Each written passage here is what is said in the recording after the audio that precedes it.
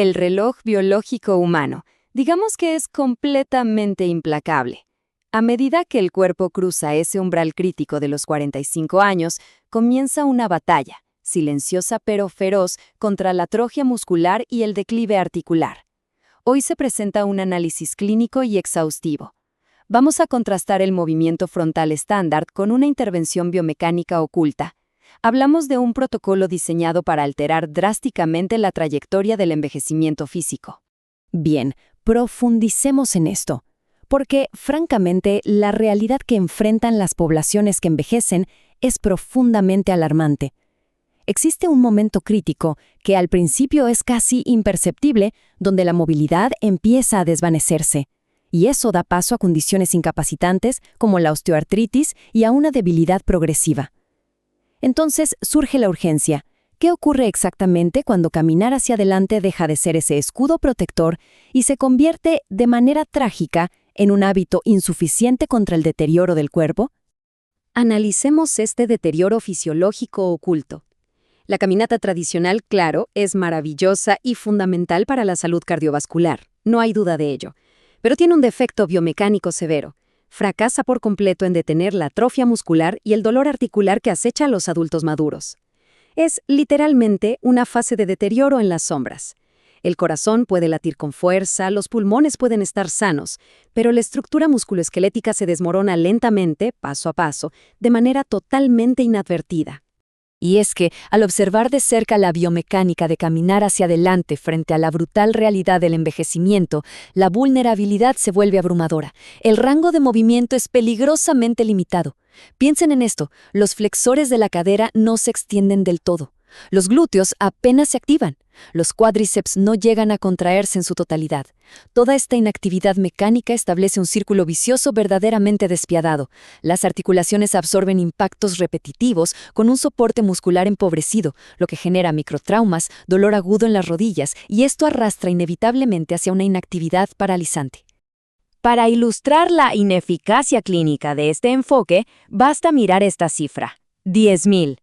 Un estudio sumamente revelador de la Universidad de Massachusetts demostró que caminar 10.000 pasos diarios durante 6 meses produjo, escuchen bien, un aumento casi nulo en la fuerza de las piernas.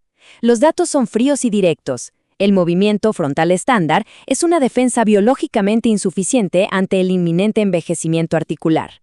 Es exactamente aquí donde la ciencia médica exige, con carácter de urgencia, un cambio de paradigma hacia la biomecánica del movimiento retrógrado.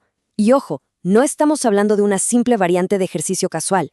Hablamos de un avance clínico de alto riesgo que altera fundamentalmente cómo se reclutan las fibras musculares y cómo se distribuye la carga directa sobre las articulaciones. Ahora, lo que resulta verdaderamente interesante de esta diapositiva es el contraste fisiológico. Es absolutamente asombroso. Datos de la Universidad de Oregón revelan que el protocolo retrógrado, ejecutado durante solo 15 minutos al día, incrementó la fuerza de las piernas en un increíble 30%. Mientras tanto, el grupo de control, caminando hacia adelante al mismo tiempo, apenas logró un triste 5%. Hablamos de un aumento de fuerza 6 veces mayor, 6 veces, logrado simplemente invirtiendo la dirección de la locomoción humana. La biomecánica detrás de este fenómeno explica perfectamente esta explosión de fuerza regenerativa. Estudios de la Universidad de Calgary y la Universidad de Wisconsin exponen cómo este movimiento en reversa fuerza de manera casi violenta a los músculos a salir de ese estado pasivo o dormido. El cuádriceps, responsable de estabilizar el descenso de la rodilla, experimenta un espectacular 40% más de activación. Simultáneamente, los glúteos, el motor principal del cuerpo, se ven obligados a una activación máxima que supera en un 50% a su estado latente durante la marcha frontal. Además, los datos recabados por la Universidad de British Columbia y la Universidad de Florida concluyen que la cadena posterior no tiene respiro alguno. Los isquiotibiales soportan un 35% más de carga, contrayéndose y estirándose con una intensidad tremenda en cada paso inverso. Las pantorrillas, estabilizadoras cruciales del tobillo, arden con un 45% más de activación. Es una tensión continua y agresiva que previene de forma contundente la degradación de los músculos. Pero atención, el tejido muscular es solo la primera línea de defensa. Para los pacientes mayores de 45 años, la narrativa médica debe desplazarse de la simple fuerza bruta hacia la preservación crítica. La verdadera urgencia radica en la rehabilitación articular y neurológica. Son estos factores los que, en última instancia, determinan si habrá independencia vital o un declive inminente. El dolor de rodilla provocado por la osteoartritis paraliza literalmente a millones a nivel global. Sin embargo, una investigación de la Universidad de Delaware aportó un dato revolucionario. Apenas 10 minutos de movimiento retrógrado, 5 días a la semana, redujo este dolor crónico a la mitad. ¿El mecanismo detrás de esto? Al alterar la dirección de la marcha, se transfiere inmediatamente el estrés físico lejos del cartílago dañado. Esa presión se redirige hacia la musculatura de soporte, estabilizando la articulación y destrozando el ciclo del dolor. De manera simultánea, esta intervención actúa como un rescate neurológico de altísima prioridad a través de la propiocepción. Esta es la capacidad neurológica del cuerpo para percibir su posición en el espacio. Al moverse a ciegas y eliminar la guía visual frontal, el sistema nervioso entra en un estado de emergencia calibrada. El sistema vestibular en el oído interno y los receptores articulares deben sobrecompensar para navegar. Es, en esencia, un entrenamiento de supervivencia espacial indispensable, diseñado para proteger a los adultos mayores contra la pérdida de equilibrio y las caídas que pueden resultar mortales. Los resultados de someter al cuerpo a este estrés neurológico controlado son innegables. Un estudio de la Universidad de Melbourne registró una mejora monumental del 40% en el equilibrio general tras solo 4 semanas de práctica. Y claro, esto no es solo un dato estadístico, representa una reducción radical, verdaderamente vital, en el riesgo de mortalidad por caídas en la población que envejece. Y esto ilustra de manera brillante la extraordinaria capacidad de adaptación del cerebro, lo que conocemos como neuroplasticidad. Un fascinante estudio de la Universidad de Zúrich utilizando escáneres cerebrales reveló que el movimiento retrógrado literalmente aumenta la densidad de materia gris en el cerebelo. Así es, el centro de control para la coordinación en el cerebro crece físicamente y se reconfigura al procesar este patrón de movimiento que resulta tan exigente como inusual.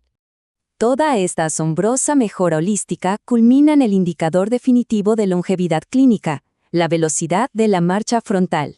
Sorprendentemente, un estudio de la Universidad de Pittsburgh comprobó que quienes practican el movimiento retrógrado aumentan su velocidad de marcha hacia adelante en un 15%, y lo más impactante es que esto ocurre de forma espontánea, sin esfuerzo adicional.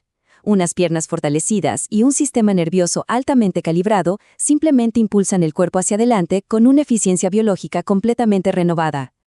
Comprendiendo la tremenda magnitud de estas adaptaciones, es un imperativo médico establecer protocolos clínicos rigurosos.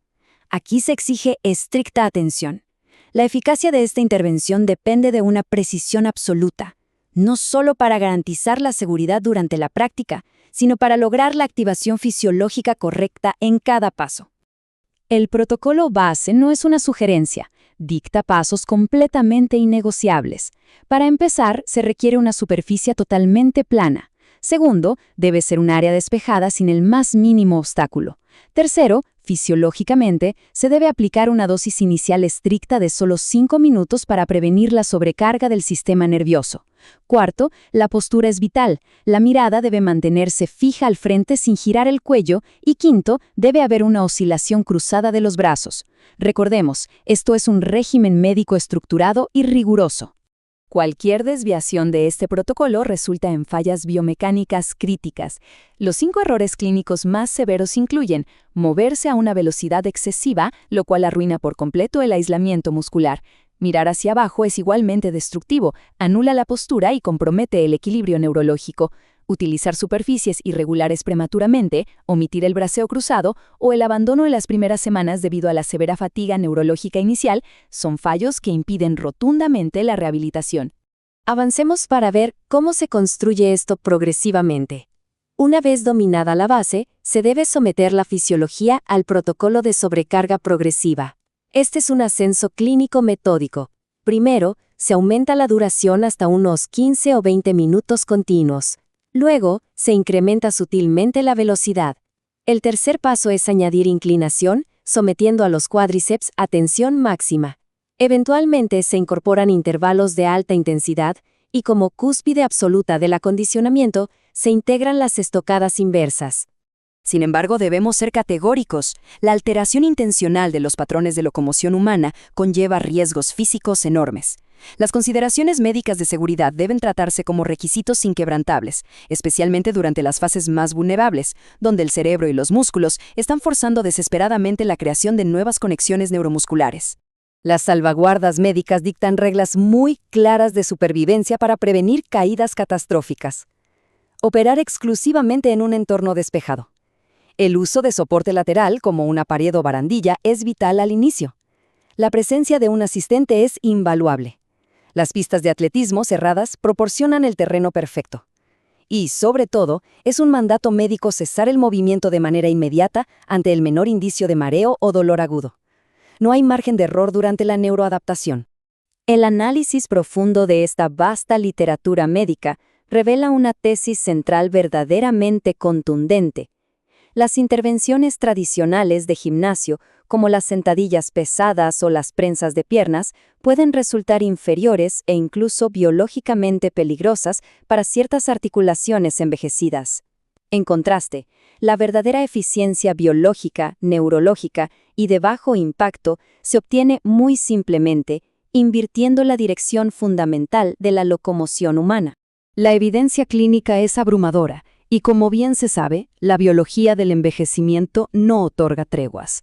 Frente a la atrofia muscular comprobada, el dolor articular incapacitante y el altísimo riesgo de mortalidad por pérdida de equilibrio, surge una interrogante definitiva.